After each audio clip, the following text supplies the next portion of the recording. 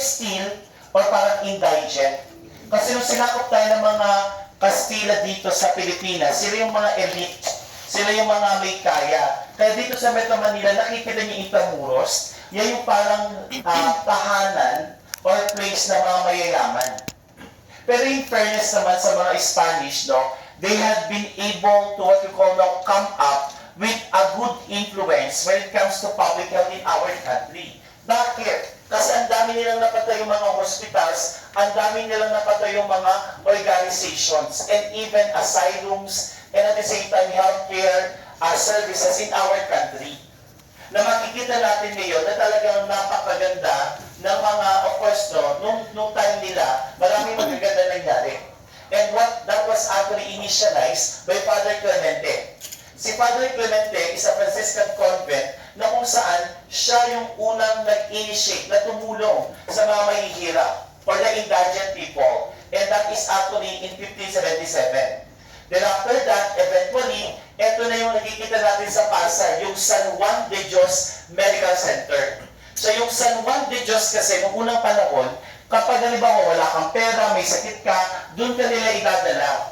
So ititreat nila yon, no? Parang it's actually a missionary hospital na kung saan dito nila dinadala yung mga nagpapagamot nung araw na walang pera.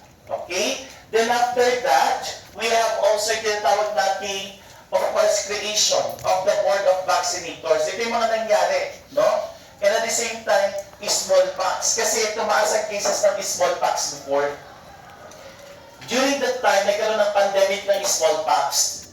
Okay, until such time, Edward Jenner, who is the father of immunology, discovered yung tinatawag nating the vaccine for smallpox.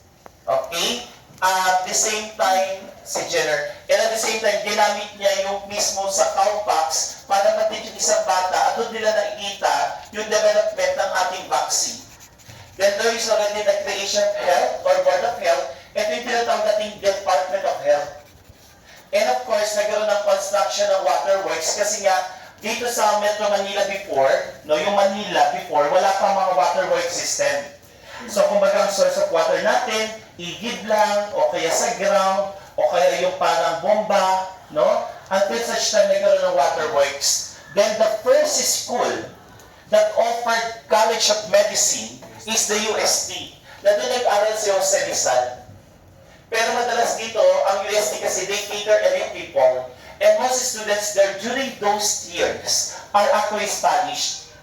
Kaya ngayon, isa ito sa may pinakamahal din at pinakamataas ang tuition fee pagdating sa medicine. I don't know how much percent. Kung umabot na ng 200,000 or 150,000 per semester. And at the same time, we have the School of Midwives was open. And we have also the Forensic Medicine and Public Health Laboratory. So may Public Health Laboratory na before, and at the same time, they established Forensic Medicine. So, ang smallpox actually is a viral infection, no? And that is caused by variola virus. And at the same time, nandito pala, no? Pwede nyo palang gamitin dito sa PowerPoint, pag ibibigay ko mamaya, you can able to, of course, read the caption, pero dapat PowerPoint. I-open nyo sa PowerPoint. Kasi pag sa phone nyo lang, hindi nyo makikita yung caption. Okay? So, smallpox is a viral infection. Tama naman. And that is caused by variola. Okay? Variola. Ibig sabihin nito, variola virus is actually one potent virus that can able to, what you call, of course, cause this particular virus. Okay? Variola. Then at the same time, viral infection ng smallpox. Then at the same time, ano ba ang meron dito? Okay. Milk, further refinement is that the milk is exposed to cowpox causes immunity. So they decided to inject the material from the cowpox kasi yung smallpox na yan, nasabi ko na kanina, galing ito sa may cowpox. So, yung cowpox na yan, this is actually the source of the vaccine. Okay? For this particular smallpox. Kaya ngayong vaccine came from the word vaca. Okay, vaca. Sa atin, actually, cow. Di ba? So, dun galing yung word na vaccine na yan. Okay? Next, another is ito yung mga hospitals no, during our, what you call now, in the Philippines na pinatayo ng ating, of course, no, ng ating mga Spanish or Spaniards during the time. So we have our San Juan de Dios, Chinese gem. Ang Chinese gem na sikat ngayon matagal na. Hospicio de San Jose, Casa del Caridad, and Enfermeria de Santa Cruz in Laguna. So mga hospitals yung mga yan. Na ngayon, hindi ko lang alam kung nag-e-exist na yung iba dito, but San Juan and Chinese gem is actually existing. Still, they are existing, pero mahal magpaggamot sa Chinese gem ngayon. Now, contagious. In your PMLS 2, yata, or PMLS 1, the Center for what we call yung tinatawag nating infectious disease is San Lazaro Medical Center. Na dati ang tawag nila dito is San Lazaro Hospital. Pag sinabi natin contagious disease, these are what you call now hospitals or contagious hospital are hospitals that actually, of course, render highly contagious or infectious disease. So ano ba ang ibig sabihin ng contagious or infectious? Ibig sabihin nito, ito yung mga nakakahawa, no? Anything that can be transmitted with the use of that agent or with the presence of an agent. Okay? Or microorganism. Ang tawag dyan, infectious or contagious. So, meron tayong Hospital de Palestina, Hospital de los Leprosos, that is actually for leprosy. Ang leprosy kasi is actually a bacterial infection caused by Mycobacterium leprae, na kung saan, eto, noong unang panahon, ang tingin nila dito nakakadiri, kaya they isolate the patient with leprosy. Okay? So, Mycobacterium leprae. And at the same time, ang nangyayari dito, ang mode of transmission kasi niya is direct contact. So, pag direct contact, pwede kang magkaroon ng tinatawag nating leprosy. Kaya ang ginawa nila noong unang panahon, they actually cater a separate ward for leprosy until such time they isolate this kind of patient.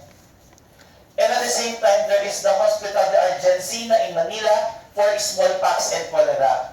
Cholera is a bacterial infection which is actually due to what you call rapid dehydration. Bakit? Kasi pag cholera ka, ang nangyari dito, there is a rice watery stool, yung itsura ng stool, and there is what you call now increased volume output because of the bacteria. So, tae ka ng tae, bawas ka ng tubig, hanggang sa ma-dehydrate ka na. Okay, kaya ang ginagawa nila dito, kapag may cholera ng patient, binibigyan nila ng Oresol, o kaya energy drinks, o kaya fluid na may asin. So, yun yung isa sa mga ways on how they can able to eradicate that particular disease. Yun nga lang kasi nagtatae. Ang cholera, the mode of transmission is fecal-oral route. Pag sabi mong fecal-oral, that is actually nakukuha sa dumi. Kaya pag halimbawa sabihin natin nagkaroon ng contamination sa tubig, or sa palikuran, and nagkaroon ng emergency dito naalala ko. I think in Metro Manila nagkaroon ng epidemic case ng cholera. In public health, we need to identify the term epidemic and endemic. Ang pagkakaiba ng endemic sa epidemic? Pag sinabi nating endemic, normal occurrence of infection. So, normal occurrence lang siya. So, halimbawa sabihin natin pag normal occurrence, merong 3, merong 5, normal na may nangyayari, merong sakit. Okay lang yon. We call that endemic. Pero if there is an abrupt increase of these particular cases, yung 3, naging 300 or naging 1,000, that is abrupt increase of cases of disease, ang tawag dyan, epidemic. Nakuha? So, that's the best way on how you can able to describe a term, endemic and epidemic. So, pag sinabi natin endemic, normal lang. Parang halimbawa sa Isabela sa amin, normal na may mga malaria doon. Normal na mga may cases ng malaria doon. Pero pag sabi mong epidemic, that's the time na biglang taas, yung cases ng malaria sa amin. Ang tawag dyan, epidemic. Ang nakakatakot kapag kumalat sa buong mundo, ang tawag doon, pandemic. Question. How can you describe tuberculosis? Epidemic, endemic, or pandemic?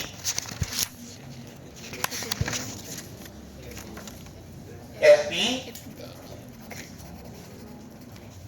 How can you describe tuberculosis? TB? Paano? It's pandemic. Kasi hindi lang naman sa Pilipinas yun. Meron sa US, may cases tayo sa Africa, may cases tayo sa Europe. So, pandemic na yan before. So, anything na may mga sakit na hindi lang nakikita sa Pilipinas at pwede sa ibang lugar, ang tawag doon, pandemic. Okay na? Okay.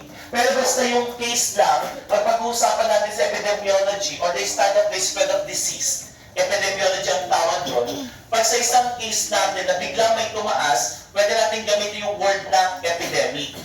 Okay? Yung biglang pagtaas. Halimbawa sabihin natin, no? Malamig ang panahon, biglang dumami ang nagkaroon ng flu or ng kaso. Pwede magkakaroon ng epidemic case yan. Ang tawag doon, epidemic. Okay? So yan. So tingnan natin mabuti yung contagious hospital ang dami. No? And at the same time, after that, we have also yung military hospitals. Like we have the Hospital Militar de Manila and the Zamboanga. Na ngayon, we have the AFP Medical Center or DLUNA, malapit lang dito. And another thing, yung nag-intern ako when I was college, Veterans Memorial Medical Center. So yun, dun ako nag-intern ng 1 year. Okay? And at the same time, Naval, sa Cebu and de Basilan.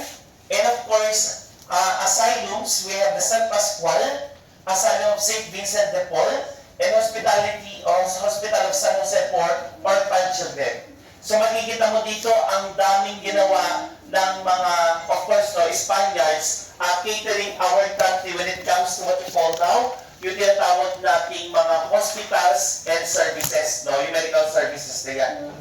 I think ngayon kasi guys, no, ang pagkakalam ko, veterans is being run by Department of Justice, hindi Department of Health. Hindi ko na alam yung AFP or Armed Forces of the Philippine Medical Center, no? Or the DLUNA. Pero I think affiliated tayo dyan. So pag kayo ay nag-4th year na, no? After ilang taon ba ba, what 4th year kayo? 2031? Ay, ilan ba? Ay kasi babagsak ka ng bakte, babagsak ka ng para, di ba? Babagsak ka ng hima. Prediction. Di ba? Ay, hindi pala. Sige. So 2028. Hopefully. Tama? O sige, tingnan natin. Tagal natin sa bato yan, ha? Na kailangan 2028 or 2029. RMT na kayo. No? O, so, tingnan natin mabuti. Okay? So, mahirap po ba ang third year ng medtech? Sakto lang. Sakto lang siya. Okay? Feeling ko madali lang siya pag nag-aral mabuti. Promise, madali lang siyang aralin. Okay, next. Next we have the American military government. Sinakop na tayo ng mga AFAM, ay ng mga Amerikano. Okay? So ito na, sinakop na tayo ng mga Amerikano. Ngayon, ang maganda sa kanila, after the Spaniards kasi inalipin tayo. Okay? So sila naman ang sumakop ngayon. This American military government, they've been able, nung tumaas ang cases mga sakit, bago malis ang mga Spaniards, they control the epidemics. Ito yung tatlong common na disease that was actually identified. No? We have the cholera. This is, of course, a bacterial infection. The smallpox and the plague. Ano yung plague na sinasabi natin? Okay? Ang plague kasi yung time na yan, if there is a vector infection na kung saan kumakalat yung sakit na sinasabi nilang bubonic plague or pneumonic plague. Yan ang tawag nila dito nun eh. Okay? Parang ang estudyante ko lang dati, bubonic plague. Okay? Or pneumonic. Yan. Alam niyo kung bakit? This particular infection is caused by Yersinia. Si Yersinia actually, ang mode of transmission nito is yung kuto ng daga. So yung kuto ng daga, way back 1720, I remember that, dito na pumasok yung mga plague na yan, no? Doon nagsimula yung no? Yung pagkaka ng pandemic ng plague. O 20 na naman yun. 1920 flu. 2020 SARS. Okay? So doon pumasok yung plague na yun. No? And at the same time, yung plague na yan, nakukuha sa pamamagitan ng puto ng daga. Okay? So doon nila nakuha yan. Pneumonic kapag na-inhale mo, bubonic kapag kinagat ka ng puto, sa lymphatic system mo, pag namaga, bubos ang tawag nila. Kaya bubonic. So ibig sabihin nito, nangingitim sa may lymphatic area na mamaga. Okay? So tumaas yung case ng ganong infection. So at the same time, they fight this particular communicable disease, particularly yung leprosy, yung lepre, yung sinabi ko kanina, diarrhea, any forms of diarrhea before, bacterial. Malaria is a parasitic infection caused by a vector, Anopheles mosquito. Pero itong malaria is caused by a parasite, Plasmodium. And at the same time, beriberi or malnutrition. No? So ito yung mga inano nila before, no? Yung mga nilabanan yung mga common cases na identified during the American military government. Take note American military government. Then after that, ang maganda naman dito, they have a lot of projects. They establish a garbage crematory para maiwasan yung pagkalat ng mga sakit. So they cremate, no? Lalo yung mga infectious animals, for example, ano ba yung crematory? Sinusunod yung katawan, yung buong katawan. We call that cremation. Okay? Then approve the first sanitary ordinance for rat control. Because of this one. Okay? Then amoebic dysentery. Ito na, kaya ayoko mag-discuss eh. Pag sinabi natin amoebic, that's amoeba. It's a parasite. No? Pag sinabi mo naman dysentery, sa parasitology, diniscuss ko to last time, is of course, no, dysentery is invasion of this particular parasite in the intestine. Kaya mga ano dito, ang mga tao dito, mucoidal ang stool. Ibig sabihin dito, bloody stool. Pag may dysentery ka. Ang pagkakaiba ng cholera is rice watery stool. Wala masyadong RBC. Ang dysentery is watery din, pero mucoidal na may red blood cell. So it's a bloody, no, stool, ang dysentery. Sa inyo yung pagkakaiba ng dalawa. And that was actually, of course, no, caused by contaminated water. Na-identify nila and unclean vegetables and malarial Anopheles menismus flavilotis was pointed as a vector for malaria. So yan yung na-identify nila during that time. Okay? So, nakikita naman natin dito, meron siyang explanation. Leprosy, nakalagay dito, is called Hansen's bacillus. That's the common name. Pero, na-explain ko naman na, pero basahin nyo lang din. Okay? Then, may nakalagay dito, beriberi. That is actually a thiamine deficiency, vitamin B12 deficiency. And at the same time, that's a rare disease. Kaya nga sabi ko dito kanina, it's a form of malnutrition because this particular case or condition is actually a vitamin B or vitamin B12 deficient. Next, we have also cholera vaccine was tried during the American military government. So nagkaroon na sila ng cholera vaccine. And they confirmed that plague ay galing sa daga. O, doon pa lang nila nare-realize sa mga bagay-bagay. Then after that, of course, they opened a leper colony in the Philippines. Yun na yung main separation. They isolated the cases of leprosy in the Philippines and founded that the Manila Medical Society and Philippine Island Medical Association has been actually identified. And of course, the second school opening. Of course, ang tinatawag nating medicine is UP. At till such time, nag-establish sila ng Bureau of Science na ngayon ay BOST. So, ang maraming magaganda nangyari sa American military government. No? So, kahit na iniwan na tayo, ang mga Amerikano ay marami pa rin nagawa sa Pilipinas. Okay? Next, umalis na ang mga Amerikano. Iniwan tayo. Philippine independence.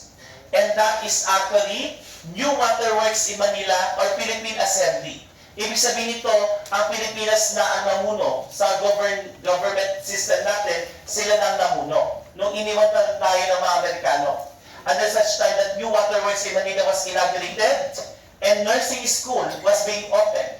Hygiene and physiology were included in curriculum of public elementary kasi nakita nila na napakahalaga ng hygiene and physiology. Okay? So that during that time, no, kasi uso ang mga transmission ng mga communicable disease, lalong-lalo sa mga bata. And nagkaroon din ng anti-campaign against tuberculosis. And of course, Philippine Tuberculosis Society was organized. So naging active sila on how they will able to eradicate or prevent yung tuberculosis. Okay? So yan po yung ating pagdating sa tinatawag nating Philippine Assembly. And TB, may nakalagay kasi dito, so ibigay ko na, TB or tuberculosis is caused by the bacteria Mycobacterium tuberculosis. So this is actually what you call now the causative agent, no, ng ating tuberculosis. That's the bacteria. Ang leprosy, parang silang Mycobacterium, leprae. Ang tuberculosis, Mycobacterium tuberculosis. Okay? So yan. Then, ang cholera naman, may nakalagay kasi dito, is caused by, dapat ayaw mo nang ibigay sana kasi mga first time kayo, baka bumula-bunga nga ninyo, Vibrio cholerae. Yan ang causative agent ng ating cholera. May nakalagay kasi. Pero, pag sa first year kasi, bibira ko magbigay ng mga tanong na microorganism. Baka magsilayasan kayo next year, next school year.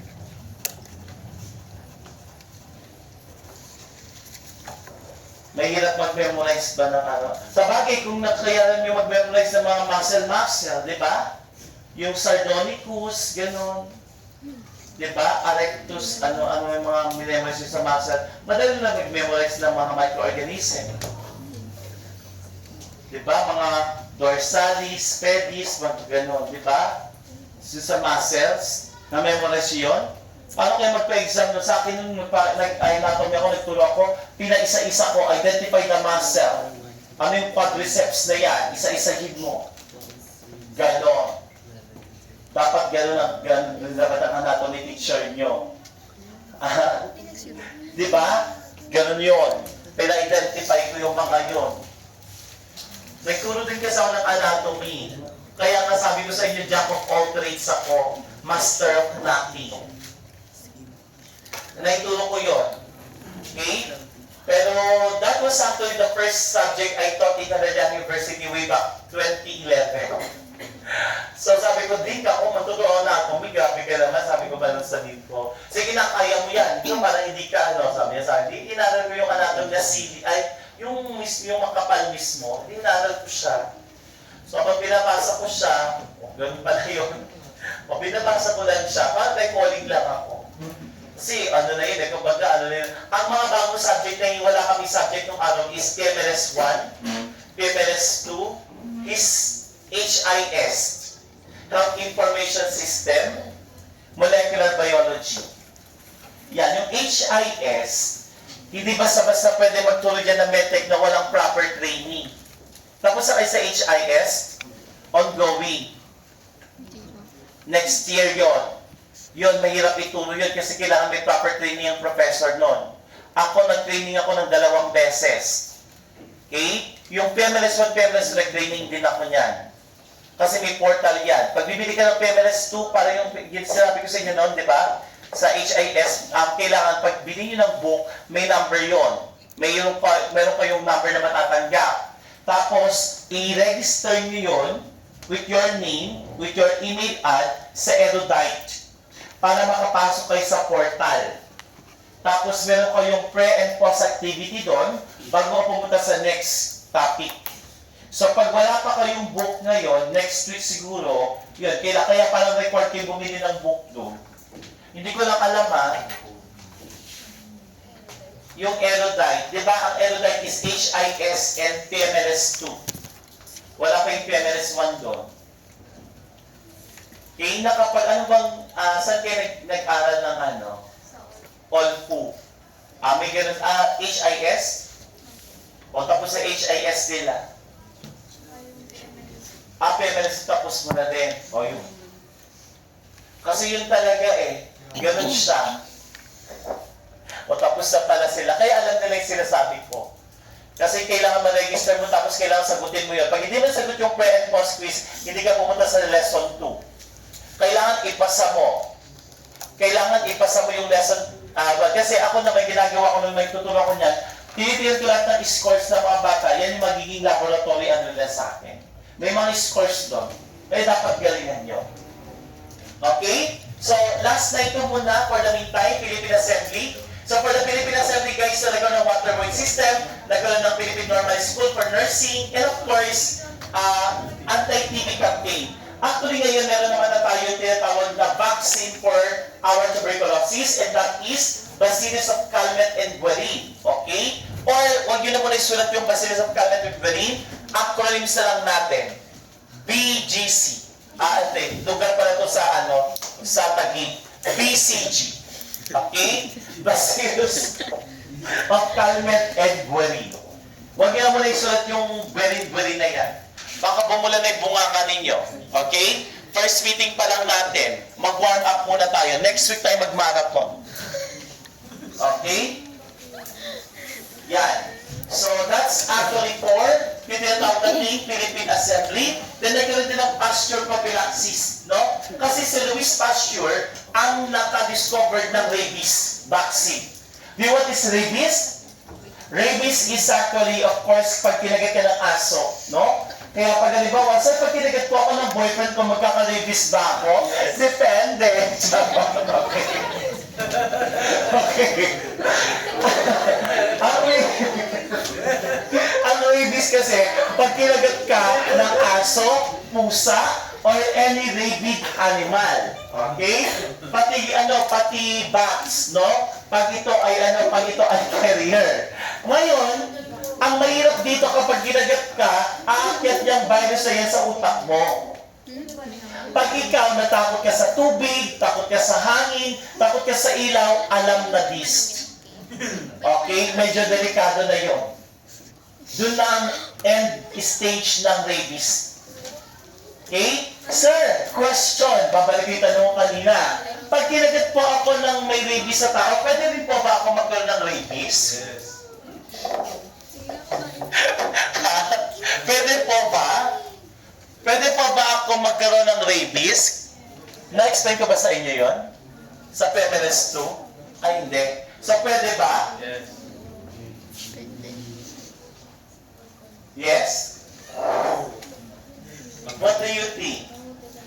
Tapos, di ba kapag ginagat ng aso, yung may rabies na aso suspected, namamatay. Tapos, putol yung ulo, dinadala sa RITM to check for the negre bodies or something do sa brain if they confirm na rabies or not, rabid or not. Ang tanong naman, pag yung tao kaya, nagagat kaya, ganun kaya, pwede ka ba magkaroon ng rabies? What do you think? The answer is dalawa. Pag yung rabies na yan, nagpabakuna ka, hindi po umakyat sa utak mo, okay lang. Yung hindi ka patakot na namamatay mga rabies sa tao dahil ayaw nilang huminga. And that is what you call respiratory distress.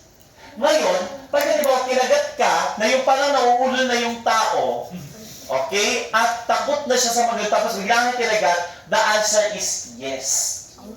Kaya ina-isolate nila yung patient sa San Lazaro.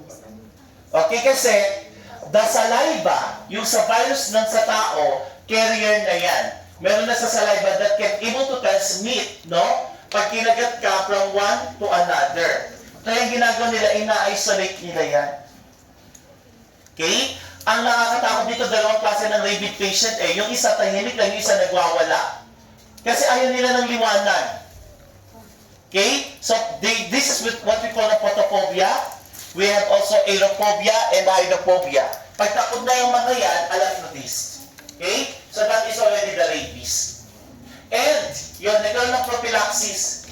Kaya lang ang mahal ng vaccine ng rabies.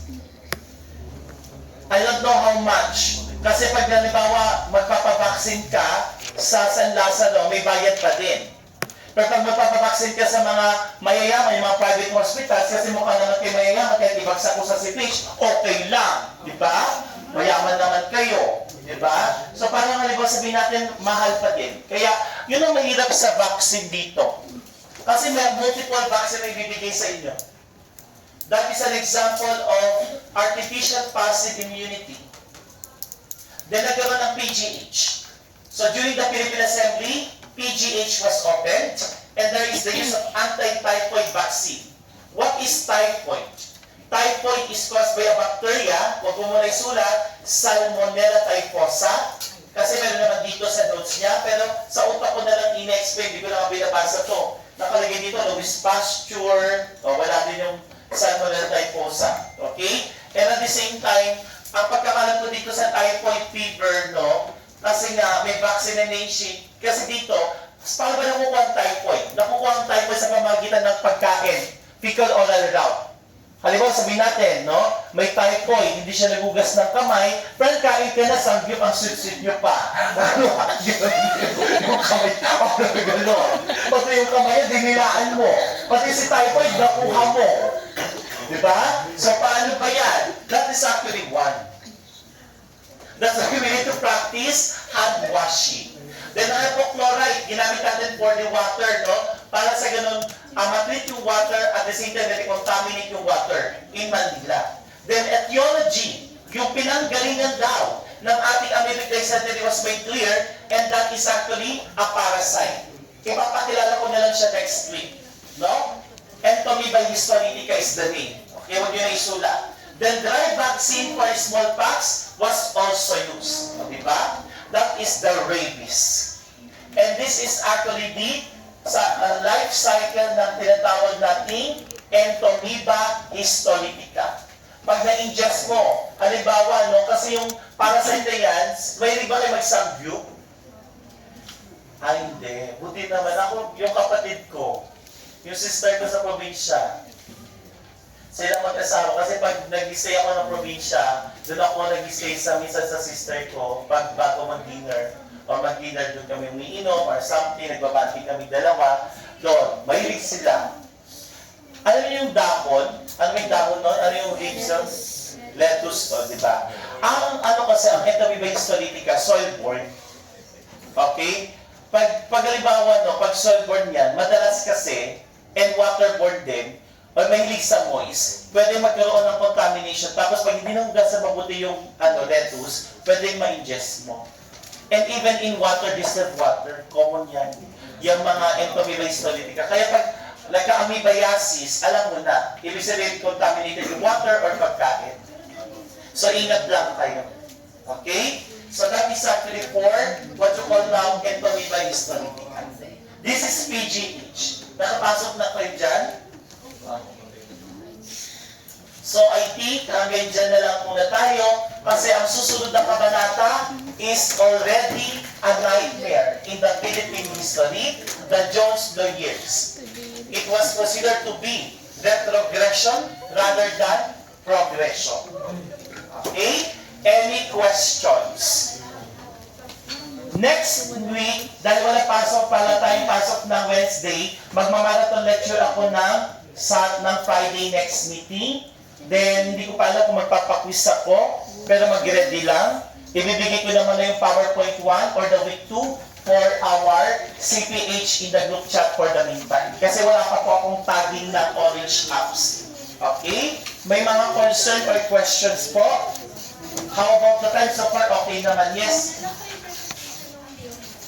DOH is February 5. Gusto nyo ba next week? Okay, ano pa? Okay, so pag wala na guys, maraming salamat and yun lang po. Yung attendance, makibigay na lang sa akin. See you guys.